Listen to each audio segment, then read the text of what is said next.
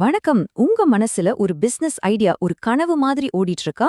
அப்போ அந்த கனவை நிஜமாக்குற ப்ளூ பிரிண்ட் தான் இந்த நிதிநிலை கணிப்பு, அதாவது ஃபினான்ஷியல் ப்ரொஜெக்ஷன். இது வெறும் நம்பர்ஸ் இருக்கிற ஒரு ஷீட் மட்டும் இல்ல. இது உங்க லட்சியம் எப்படி ஒரு வெற்றிகரமான, லாபகரமான கதையா மாறப்போகுதுன்னு சொல்ற ஒரு வழிகாட்டி. உங்ககிட்ட உலகத்தையே மாத்தக்கூடிய ஒரு சூப்பரான ஐடியா இருக்கலாம். ஆனா இன்வெஸ்டர்ஸ் பாக்குறது ஐடியாவை மட்டும் இல்ல, அந்த ஐடியா நிஜமாவே ஒரு லாபகரமான பிசினஸா மாறுமான் தான் பாப்பாங்க. அதை நீங்க நிரூபிக்கிறதுக்கு உங்க கையில இருக்கிற ஒரு மிக சக்தி வாய்ந்த கருவி எது தெரியுமா? அதுதான் இந்த நிதிநிலை கணிப்பு. வாங்க இத பத்தி இன்னும் கொஞ்சம் டீட்டெயிலா பார்க்கலாம். சிம்பிளா சொல்லணும்னா, உங்க பிசினஸோட அடுத்த 3ல இருந்து 5 வருஷத்துக்கான ஃபைனான்ஷியல் ஜர்னியை சொல்றது தான் இது. ஏன் ஸ்பெசிஃபிக்கா 3ல இருந்து 5 வருஷம்? ஏன்னா ஒரு பிசினஸ் எப்படி வளருது, எப்படி மார்க்கெட்ல தன்னை நிலைநிறுத்திக்குதுன்னு பாக்குறதுக்கு இந்த டைம் பீரியட் கரெக்டா இருக்கும். இத உங்க பிசினஸ் கதையோட முதல் சாப்டர்னு வச்சுக்கோங்களேன். பாருங்க, இன்வெஸ்டர்ஸ் மனசுல எப்பவுமே மூணே கேள்விதான் இருக்கும். 1, உங்க பிசினஸ் வளருமா? 2, அது லாபம் சம்பாதிக்குமா? கடைசியா 3, நான் போட்ட காசுக்கு நல்ல ரிட்டர்ன் கிடைக்குமா? இந்த 3 கேள்விக்கும் உங்க ஃபைனான்ஷியல் ப்ரொஜெக்ஷன் ப்ளீச்னு பதில் சொல்லணும். அதுதான் உங்க வெற்றிக்கான முதல் படி.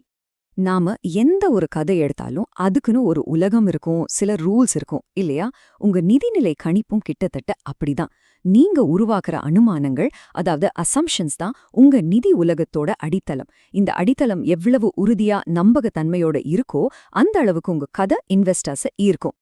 இங்க இருக்கிற ஒவ்வொரு அனுமானத்துக்கும் நீங்க ஒரு வலுவான காரணத்தை சொல்லியே ஆகணும்.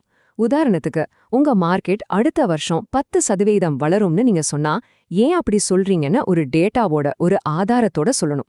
சும்மா காத்துல ஒரு நம்பரை சொன்னா உங்க கதையோட அடித்தளமே ஆட்டங்கொண்டடும் பாத்துக்கோங்க. ஓகே, இப்போ நாம கதையோட முக்கியமான கட்டத்துக்கு வர்றோம். இது ஒரு சினிமால வர்ற ட்விஸ்ட் மாதிரி. ஒரு பக்கம் உங்களுக்கு வர்ற வருமானம், அதாவது ரெவென்யூ. இன்னொரு பக்கம் நீங்க பண்ற செலவு, அதாவது காஸ்ட்ஸ்.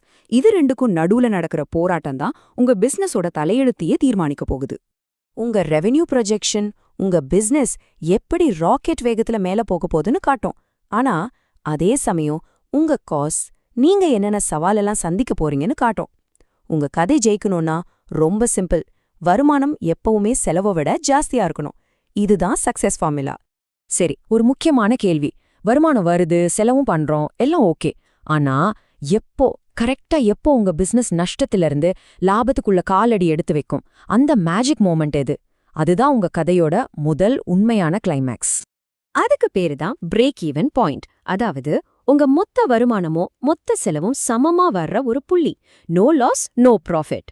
அந்த புள்ளிய தாண்டதுக்கு அப்புறம் நீங்க சம்பாதிக்கிற ஒவ்வொரு ரூபாயும் உங்க பாக்கெட்டுக்கு வர்ற லாபம்.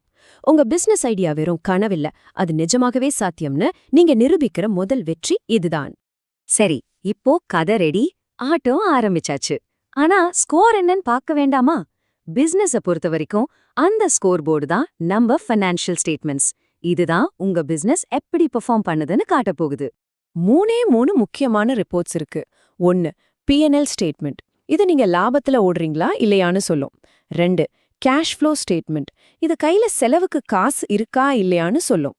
3, பேலன்ஸ் ஷீட். இது உங்க பிசினஸோட மொத்த சொத்து மதிப்பு, கடன் மதிப்பு எல்லாத்தையும் காட்டும். இந்த 3ம் தான் உங்க பிசினஸோட 3 முகங்கள். ஓகே, இப்போ உங்ககிட்ட நம்பர்ஸ் இருக்கு, ரிப்போர்ட்ஸ் இருக்கு. ஆனா இந்த நம்பர்ஸ் எல்லாம் நல்ல நம்பர்ஸா இல்லையான்னு எப்படி தெரிஞ்சுக்கிறது? இங்க தான் ஃபைனான்ஷியல் ரேஷியோஸ் உள்ள வருது.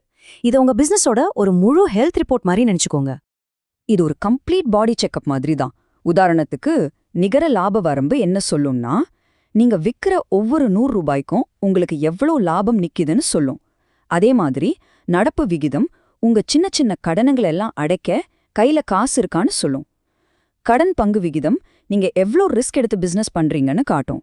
இந்த மாதிரி ரேஷியோஸை பார்த்தாலே போதும், இன்வெஸ்டர்ஸ்க்கு உங்க பிசினஸ் எவ்வளோ ஹெல்த்தியா இருக்குன்னு ஒரு செகண்ட்ல புரிஞ்சிரும்.